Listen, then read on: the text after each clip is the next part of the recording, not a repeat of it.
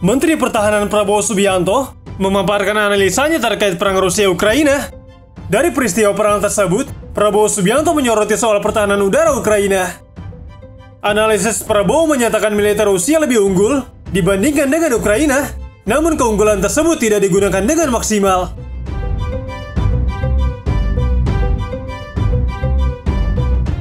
Prabowo memberikan analisanya setelah mengkaji sejumlah data dari sumber-sumber yang tersedia. Menurutnya salah satu penyebab serangan Rusia tidak maksimal karena pada hari-hari pertama, serangan tidak terfokus pada satu titik. Prabowo Subianto mengatakan, serangan Rusia tidak efektif memberikan pukulan menentukan. Di hari-hari pertama, serangan-serangan tidak terkonsentrasi, tersebar sehingga pertahanan udara dan kekuatan udara Ukraina masih mampu melaksanakan operasi.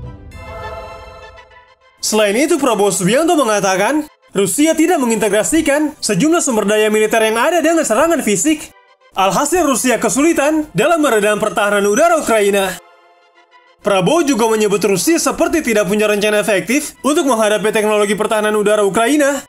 Prabowo pun menyinggung soal pesawat tanpa awak milik Ukraina.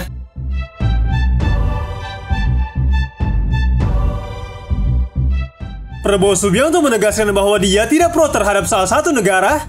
Dia hanya menganalisis dengan pendekatan militer untuk mengambil pelajaran. Menurut Prabowo Subianto, salah satu hal yang harus dipelajari dalam konflik Rusia-Ukraina adalah soal pertahanan udara. Prabowo Subianto mengatakan, kita harus secara teknis fokus mencari dan menghancurkan peluru kendali yang bergerak secara mobile. Kemudian kita harus mengintegrasikan kemampuan cyber ke dalam rencana operasi dan pelaksanaan taktis. Kita juga harus benar-benar mengembangkan doktrin untuk melawan unmanned aerial system. Dan kita harus mengakuisisi senjata untuk melawan unmanned aerial system dan melatih kemampuan untuk mengatasi itu.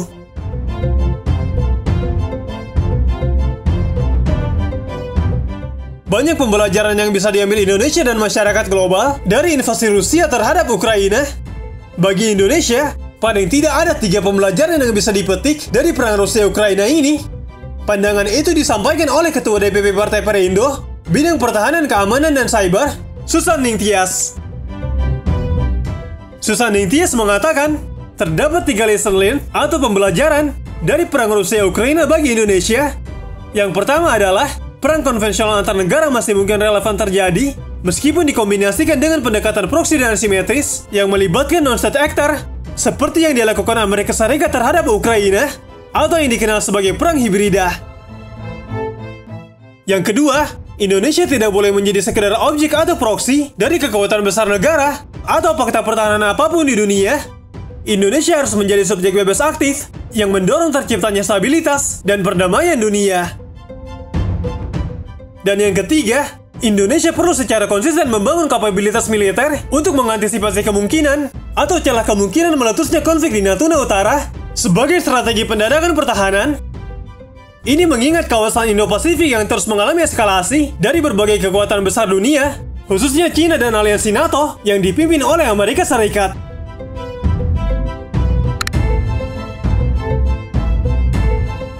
Bersama 140 negara lainnya, Indonesia mendukung resolusi Majelis Umum PBB tentang invasi Rusia ke Ukraina dan menuntut penarikan penuh pasukan Rusia dari wilayah Ukraina tanpa syarat. Dukungan ini tidak berarti bahwa Indonesia memposisikan diri berada di pihak Barat bersama aliansi NATO. Namun ini merupakan amanat konstitusi, sebagaimana alinea keempat pembukaan Undang-Undang Dasar tahun 1945 yang antara lain menyebutkan ikut melaksanakan ketertiban dunia yang berdasarkan kemerdekaan, perdamaian abadi, dan keadilan sosial.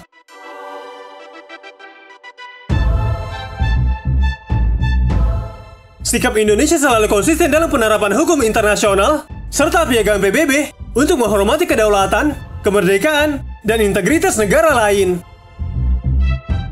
Untuk itu, Indonesia pun harus bisa memainkan peran dan posisi diplomasi yang sama apabila negara-negara anggota NATO melakukan intervensi dan agresi militer terhadap negara lain. Sebagai negara netral, penggagas gerakan non-blok, dan ketua presidensi G20, Indonesia dapat berperan aktif untuk mendorong Rusia, Ukraina, serta NATO dalam menghentikan segala agresi, penggunaan kekuatan bersenjata, dan tindakan intervensi terhadap negara lain.